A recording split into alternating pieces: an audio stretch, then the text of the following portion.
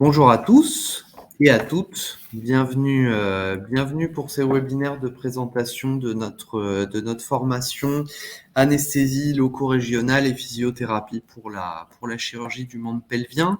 Je suis accompagné de Stéphane Mahler, donc, qui a créé Vestinvet, que je laisserai se présenter juste après. Donc aujourd'hui, le but, c'est de vous présenter la formation, de répondre à la question pourquoi on a envisagé cette formation en partenariat avec Bestinvet, et puis de répondre à toutes les questions que vous pourriez avoir au sujet de cette formation. N'hésitez pas dans le chat à nous mettre un petit mot, comme quoi vous nous entendez bien, que vous nous voyez bien. Comme ça, on est sûr qu'on est bon. Je vais partager ma présentation. Hop, hop, mince. Tac. Super, merci Priscilla de votre confirmation. Voilà, donc comme je le disais, donc l'anesthésie loco-régionale, plus précisément l'anesthésie péridurale, puisqu'on s'intéressera plus particulièrement à ces gestes-là. Et pour cette formation, on a vraiment choisi de faire quelque chose de très opérationnel, vraiment très pratico-pratique. Et donc, on s'est intéressé en particulier à la chirurgie du membre pelvien.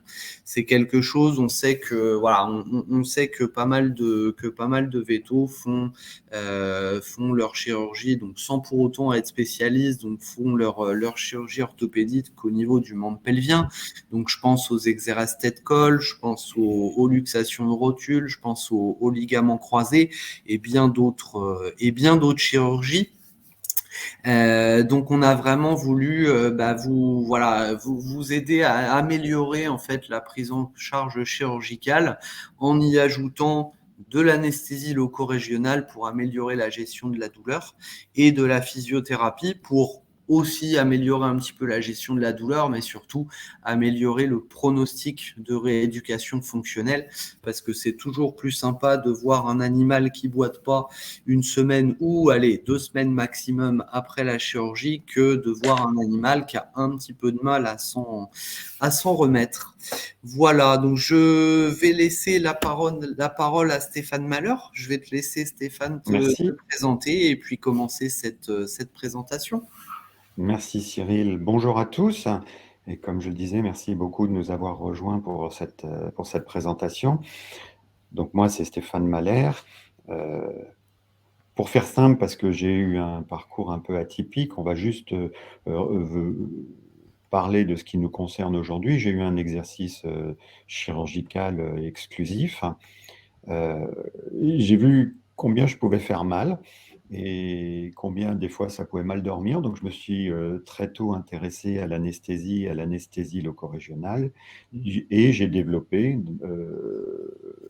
un organisme de formation qui s'intéresse entre autres à ces techniques, mais aussi aux urgences, pardon, aux urgences et aux soins intensifs, et il s'appelle Bestinvet. Pourquoi cette formation? On pourrait en parler pendant des heures. Surtout Cyril, il faut m'arrêter parce que je suis un peu intarissable. En fait, ça n'a strictement rien d'original.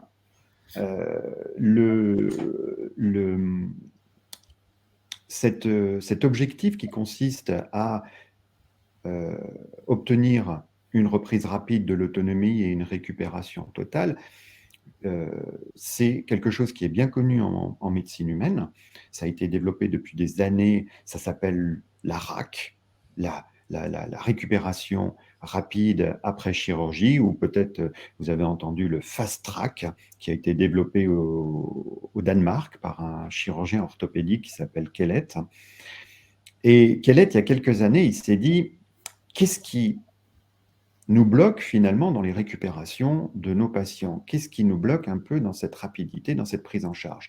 Et il en est venu à la conclusion que c'était le poids des habitudes et le poids des traditions qui finalement nous empêchaient d'évoluer vers des récupérations plus rapides et des récupérations bien meilleures. Et alors là, c'est vrai qu'on a des exemples, autant en médecine humaine qu'en médecine vétérinaire. Par exemple, pour la chirurgie du côlon chez l'homme, c'était la préparation colique. Les chirurgiens pensaient pendant de longtemps qu'il fallait une préparation colique. Et puis finalement, on s'est aperçu que c'est un peu comme nous, que c'est strictement inutile et que ça présente plus de complications qu'autre chose. En chirurgie orthopédique, puisque c'est ça qui nous intéresse plus particulièrement, un des points qui ont retenu leur attention dans cet objectif de récupération rapide, c'était la douleur, d'une part, et les mobilisations tardives. Euh, le pilier de ce raisonnement, c'est de se dire, si on n'a pas de douleur et si on peut mettre les patients le plus rapidement possible sur pied, on va limiter le risque de quoi? Eh ben, c'est ça, c'est les fameuses douleurs chroniques.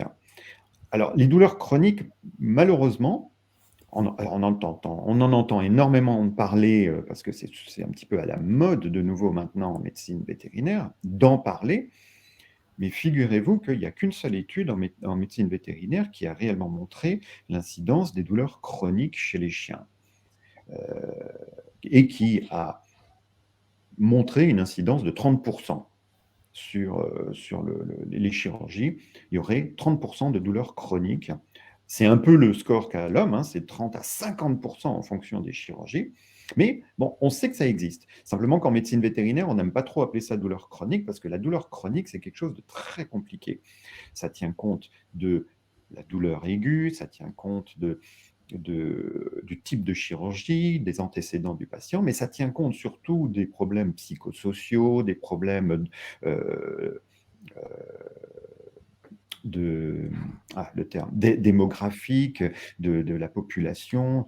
Et en fait, il semblerait que nous, en médecine vétérinaire, on ait ce problème de douleur chronique, mais qu'il est très difficile à mettre en évidence. Donc certains parlent plutôt de douleur persistante ou de douleur inadaptée, qui serait peut-être le meilleur terme que douleur chronique.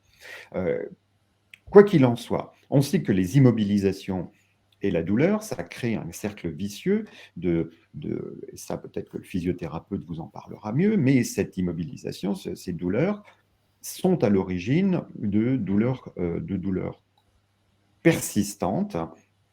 Bien sûr, on a des moyens antalgiques, médicamenteux et non médicamenteux pour y faire face, mais qu'est-ce qui est à l'origine de ces immobilisations et de cette douleur? C'est vraisemblablement la douleur aiguë qui contribue considérablement à l'installation de ces douleurs chroniques, et puis c'est l'immobilisation ou plutôt la non-mobilisation du membre après la chirurgie. J'en veux pour preuve, je vais peut-être me faire incendier par certains, mais le fameux Robert Jones.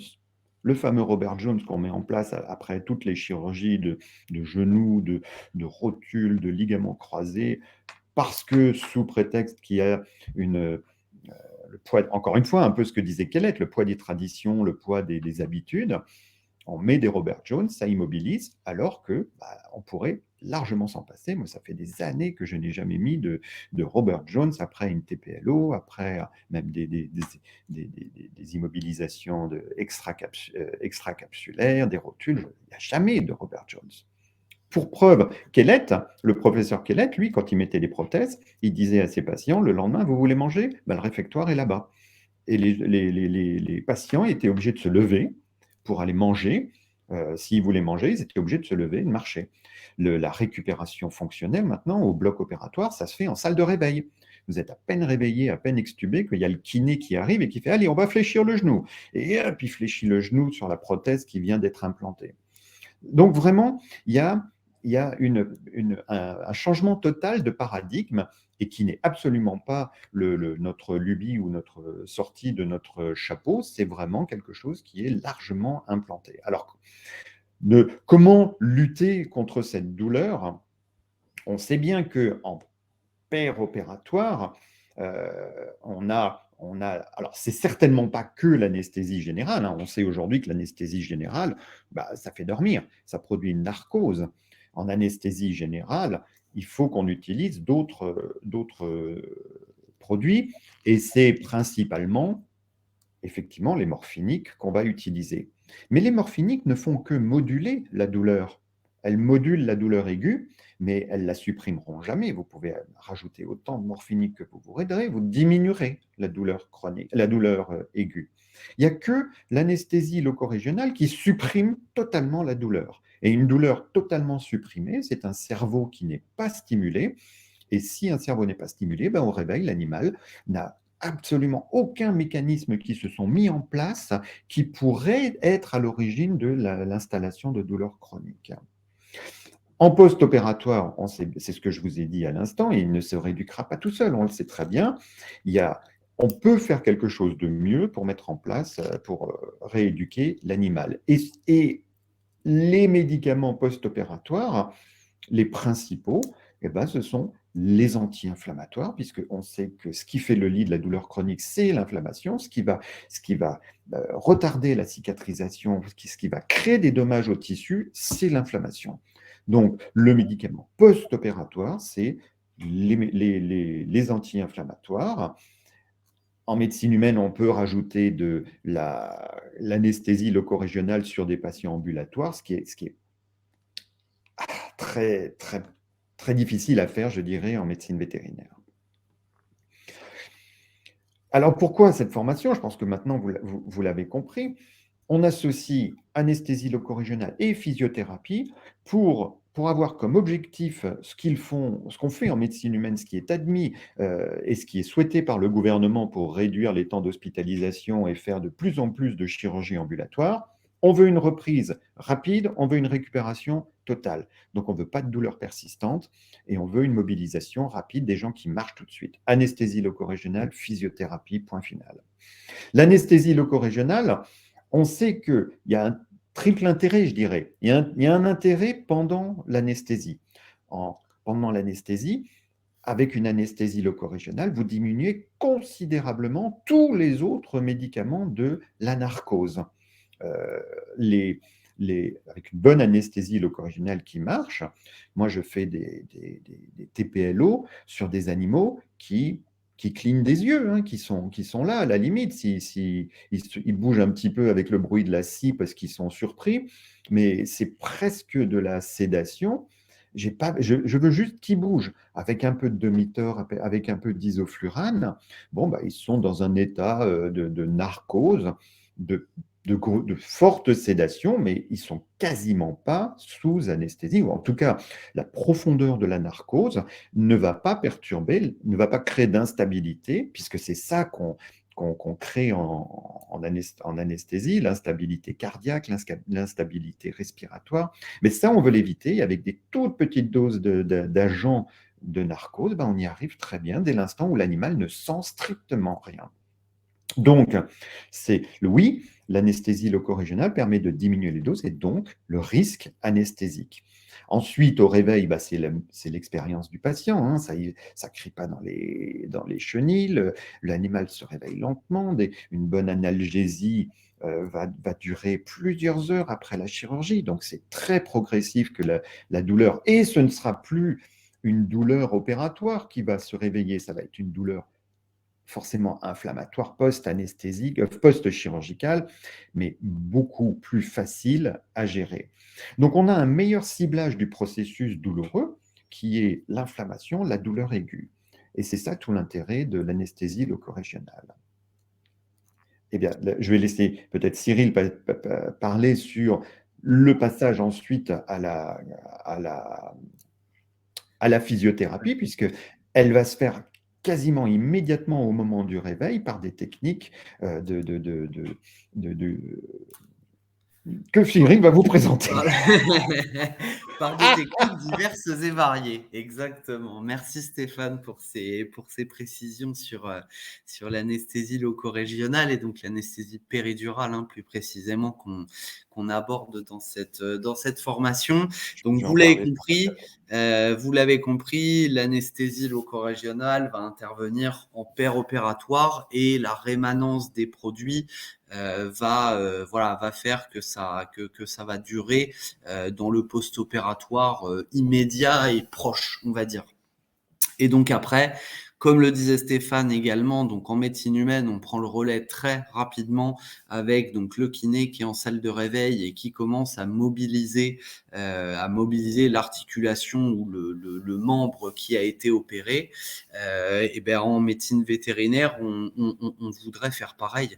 On voudrait faire pareil. Malheureusement, il y a encore beaucoup, comme le disait Stéphane, le poids des habitudes. Il faut absolument immobiliser le membre. Moi, quand j'étais à l'école, je me souviens, les ordonnances de sortie de chirurgie, c'était pas de saut, pas de course, sortie en laisse. Sortie en laisse courte et vraiment on essaye de rien faire du tout pendant 2 semaines. Donc je ne dis pas qu'il faut laisser l'animal courir et sauter partout après avoir fait une TPLO ou une autre chirurgie assez costaud, mais voilà, il faut trouver, il faut rester mesuré. Donc ça n'est pas on ne fait rien, ça n'est pas on le laisse sauter partout, c'est un petit peu l'intermédiaire. Donc la physiothérapie va permettre, donc par le biais notamment des mobilisations passives, donc une technique qu'on peut mettre en place très tôt après la chirurgie. Les mobilisations passives, ça consistera à mobiliser l'articulation et ou le membre opéré. Donc là, le but c'est pas de créer de la douleur et ça n'est surtout pas de provoquer de la douleur en réalisant ce geste. Par contre, ça va permettre de maintenir une amplitude articulaire raisonnable et d'éviter d'éviter l'ankylose en fait de l'articulation, parce que on va lutter contre les effets délétères de l'immobilisation. Et quand je dis de l'immobilisation, ça va être l'immobilisation exogène, donc faite par un éventuel Robert Jones ou un quelconque pansement contentif qui va empêcher l'animal de bouger, mais également l'immobilisation, j'ai envie de dire endogène, qui est secondaire à la douleur que peut ressentir l'animal. Si vous avez mal à la jambe droite, vous allez essayer de moins la poser, moins la mobiliser. Donc on est sur une certaine forme de non-mobilisation ou de mobilisation moins importante. Donc en physio, plusieurs techniques, donc des techniques qui vont permettre de garder la souplesse d'une articulation pour que la démarche soit le moins impactée possible en post-opératoire proche, et également des moyens complémentaires de gestion de la douleur. Donc là, je pense en premier lieu notamment au laser, qui va être très très efficace sur la douleur aiguë et sur d'éventuelles douleurs chroniques, parce que là, on parle beaucoup de douleurs aiguës, mais malheureusement, la décision opératoire, parfois, elle vient un petit peu tard. C'est pas rare qu'un ligament croisé, on le laisse traîner 1 semaine, 2 semaines, parce que le propriétaire a besoin de réfléchir. Est-ce qu'il se lance dans la chirurgie ou pas? Et on a de fait une douleur chronique, une inflammation chronique, une douleur chronique qui a commencé à s'installer. Et ça, donc le laser est vraiment très très intéressant là-dessus. Enfin, la physiothérapie, bien évidemment, elle va contribuer à améliorer le pronostic de récupération fonctionnelle. Ça, je vais pas vous l'apprendre. Je pense que si vous avez subi une chirurgie orthopédique dans votre vie, vous auriez été très étonné si on vous avait dit, maintenant vous vous débrouillez pour faire votre rééducation. Après n'importe quelle chirurgie orthopédique, et je pense notamment à un ligament croisé, ce qui est assez classique, vous en prenez pour plusieurs semaines jusqu'à plusieurs mois de kiné. Donc l'animal c'est pareil, certes il est un petit peu plus rustique, il va pouvoir éventuellement se débrouiller tout seul, mais il va mettre vraiment beaucoup plus de temps à récupérer correctement. Et il y a beaucoup d'animaux qui ne récupéreront pas parfaitement suite à une chirurgie. Donc, je pense éventuellement aux rotules sur les petits chiens. Les petits chiens, il n'y a pas énormément de poids sur l'articulation, enfin sur l'articulation, pas énormément de poids en global. Le petit chien, il prend l'habitude de soulever la patte parce qu'il y a sa rotule qui l'embête. Une fois que vous avez fait la correction chirurgicale, il a malheureusement pris l'habitude de marcher sur trois pattes.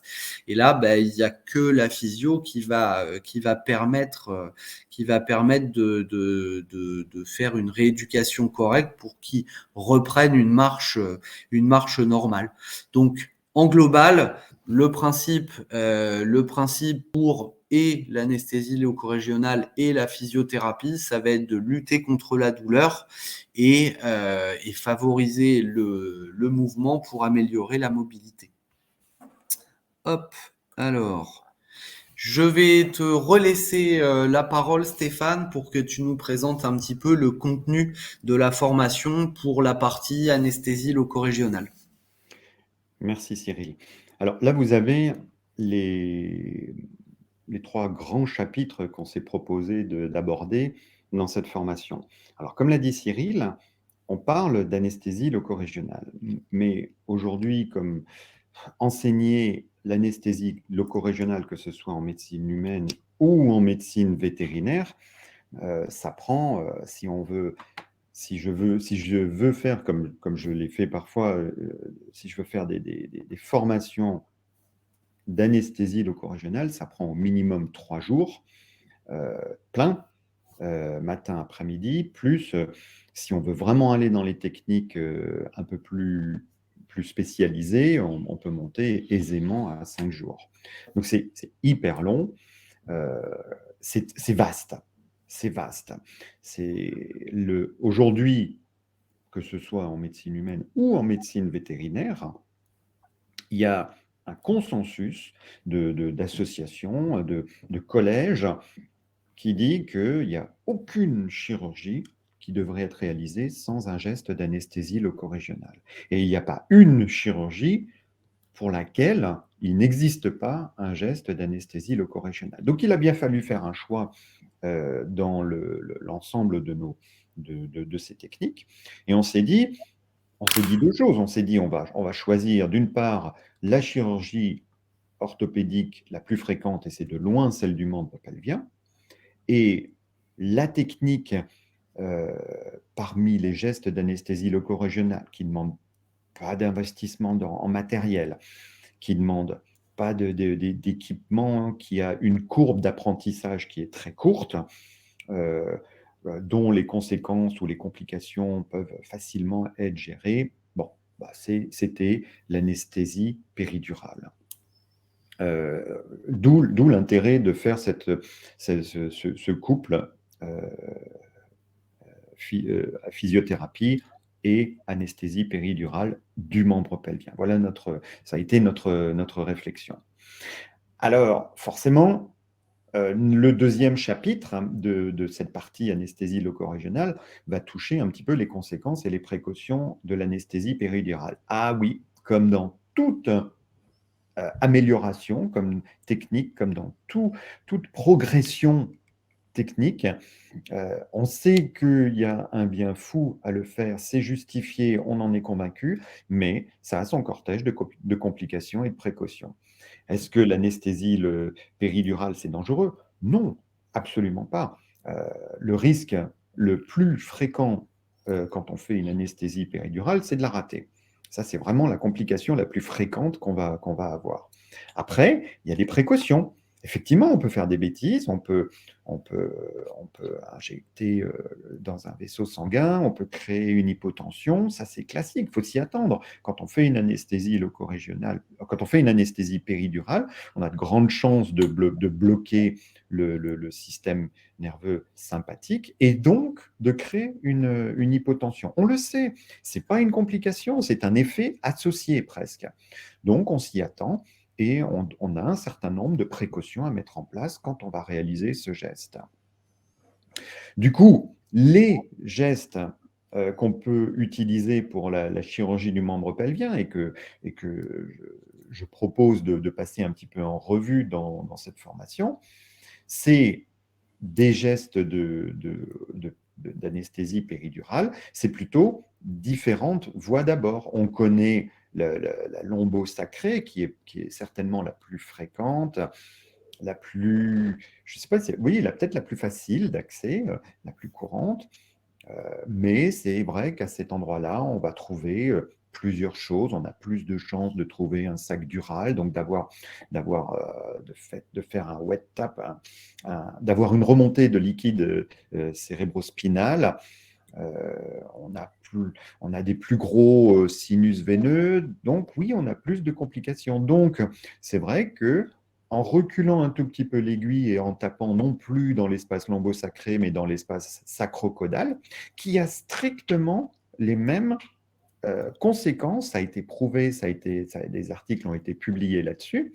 On utilise les mêmes doses que la voie lombosacrée et on obtient les mêmes résultats que par voie lombosacrée. Donc, c'est intéressant de la connaître, cette voie sacro-caudale. C'est plus petit, forcément, l'espace dans lequel on doit taper est plus petit. Mais bon, voilà. Quand on y arrive, alors là, on est sûr qu'il n'y a rien. Il n'y a évidemment pas de moelle épinière qui s'est arrêtée bien avant l'espace lombosacré, mais il n'y a surtout pas du tout de sac dural, donc pas de risque de faire une rachianesthésie, contrairement à la voie lombosacrée. Donc, on va voir aussi les produits, parce qu'il est intéressant d'en utiliser d'autres, peut-être, qu'on n'a pas l'habitude d'utiliser, autres, je dirais, que la lidocaïne, qui est fantastique.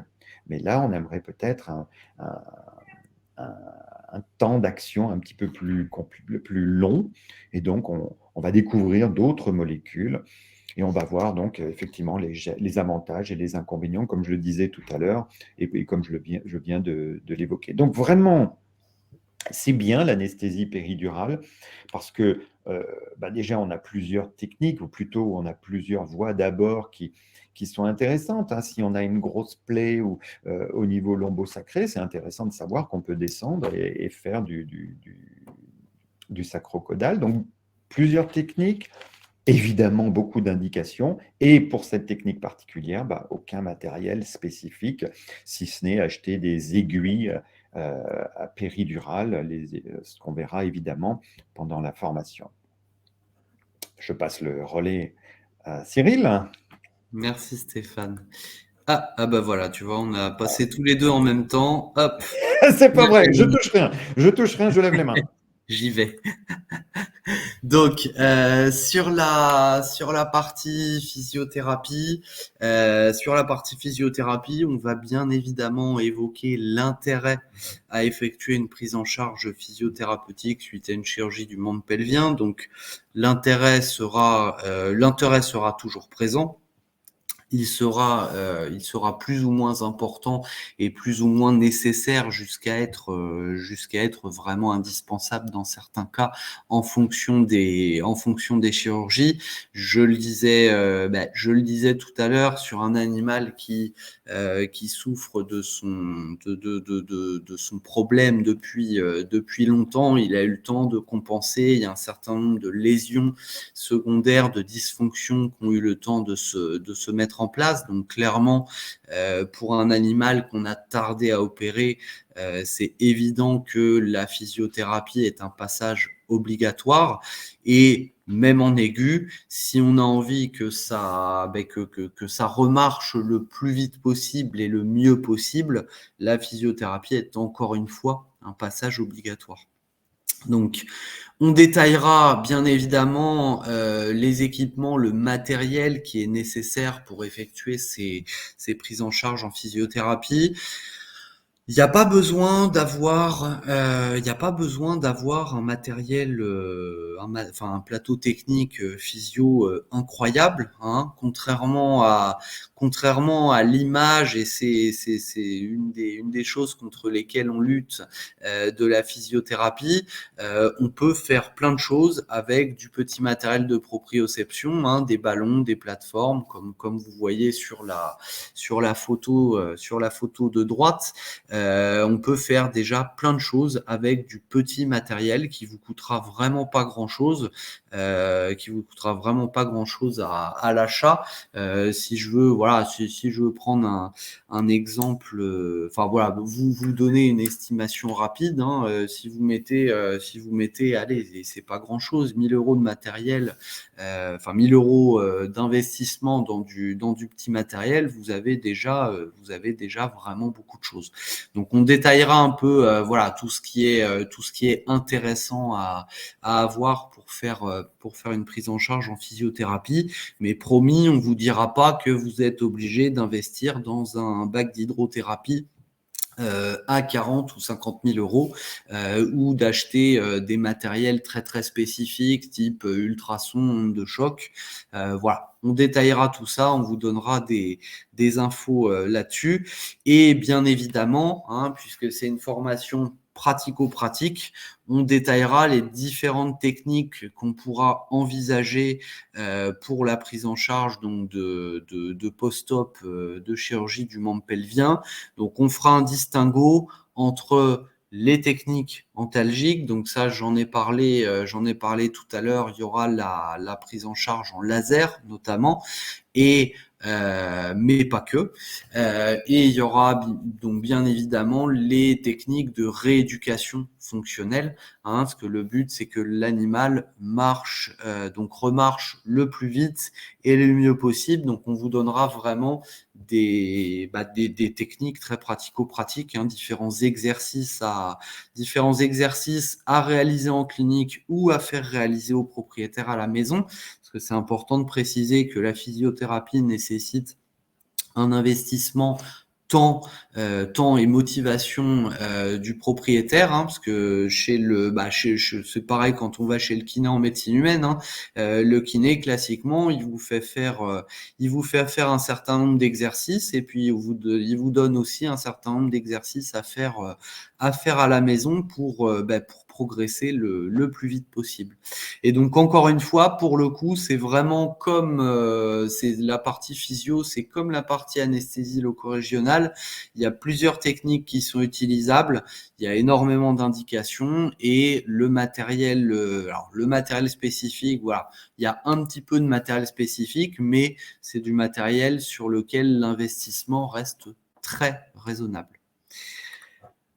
Donc, pour vous inscrire à cette formation, alors n'hésitez pas, hein, si vous avez des questions, vous pouvez les poser dans le chat là. Si vous avez des questions qui viennent après, vous pourrez nous les envoyer par mail. Donc c'est une formation qu'on fait en partenariat avec Bestinvet qui est accessible sur notre site internet, donc alform.fr. Vous pouvez nous écrire si vous avez du mal à réserver directement la formation, à vous inscrire directement sur notre site. N'hésitez pas à nous écrire ou à nous téléphoner.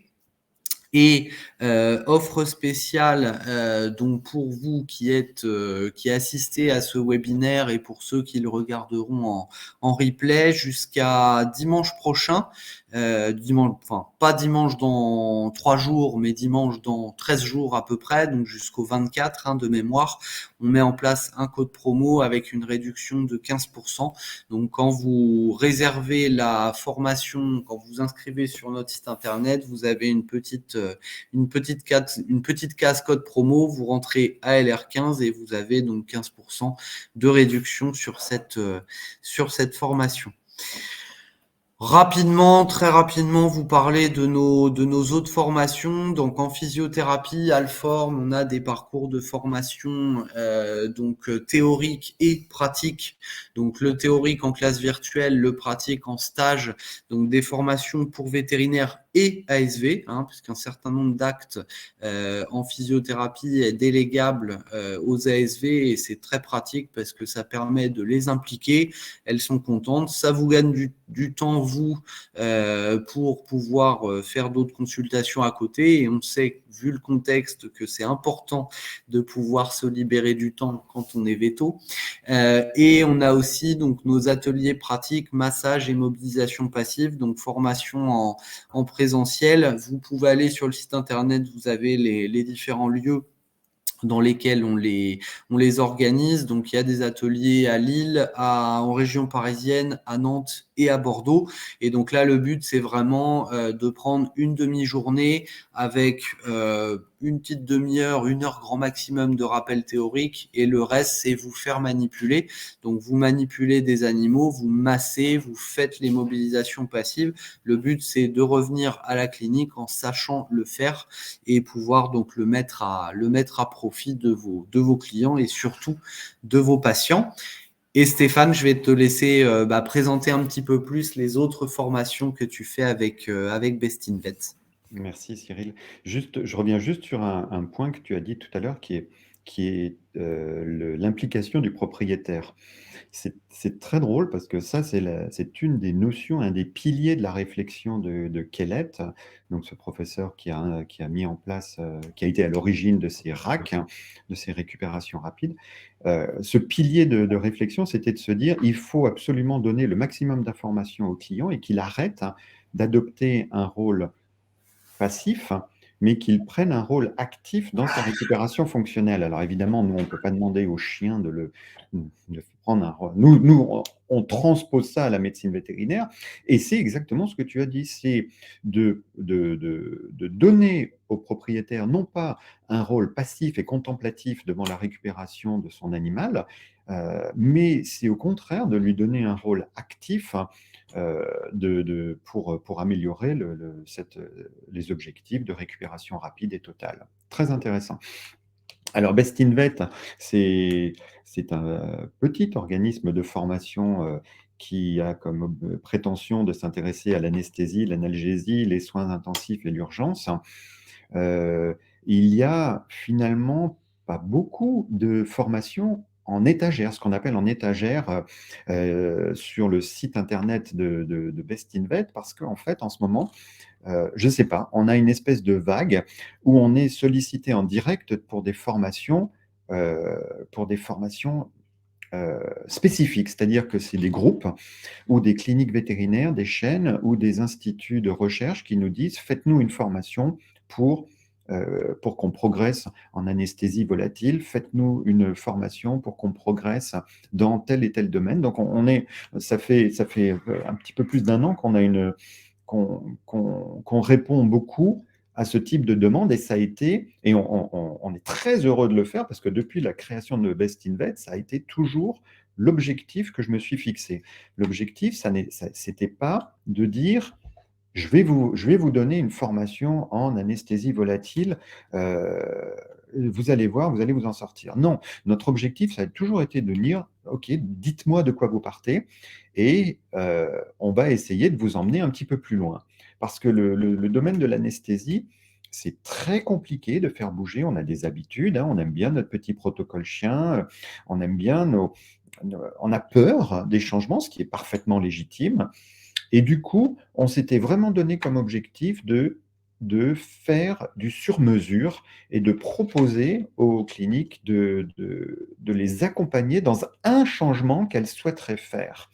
Donc, plutôt que d'attendre, de proposer des formations, on a beaucoup souhaité avoir être sollicité. Donc oui, quand même, néanmoins, on a quelques formations en anesthésie, en surveillance de l'anesthésie. Et comme l'a dit Cyril, on s'intéresse beaucoup aux ASV, nous. Et on propose une formation dans suivi clinique et instrumental pour les ASV de l'anesthésie qui est à la fois en e-learning, à distance et en présentiel.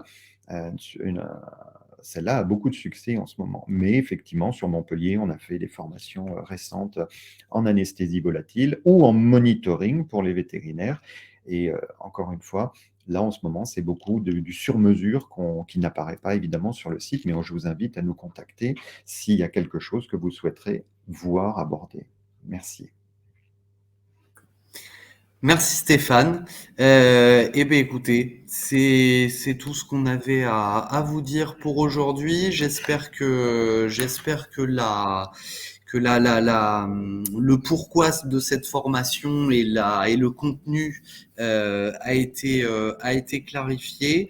Donc n'hésitez pas, hein, si vous avez des questions à revenir vers nous par mail. Et puis donc encore une fois, hein, jusqu'à dimanche prochain, un code promo avec 15% de réduction pour la réservation de cette formation sur notre site. Et puis si vous préférez passer en direct, on vous fera bien évidemment cette réduction de 15%. Il me reste à vous souhaiter une agréable fin de journée. Bon courage à ceux qui reprennent les consultations à 14 heures. Merci de votre présence et à bientôt. Il y a peut-être des questions, non, Cyril? Écoute, pour l'instant, je ne vois pas de questions. Je ne vois pas de questions dans le chat. Donc, bon, a priori, il n'y a pas de questions pour le moment. Mais enfin, encore une fois, on répondra à toutes vos questions. Si vous en avez, n'hésitez pas à nous les envoyer par mail. Ah, je vois Valérie est en train de taper. Donc, on va attendre. Je me joins à Cyril pour vous remercier beaucoup de nous avoir rejoints pour ce temps de présentation. Je pense que c'était important de clarifier parce qu'au départ, notre montage qui nous avait semblé parfaitement logique et cohérent ne pouvait peut-être pas être perçu de la même manière par tout le monde. Donc j'espère encore une fois, comme l'a dit Cyril, qu'on a clarifié notre démarche et surtout qu'on vous a convaincus. À bientôt, merci beaucoup. Merci à toutes de nous avoir rejoints. Merci Stéphane, merci à tous et puis bonne fin de journée. Au revoir. Au revoir.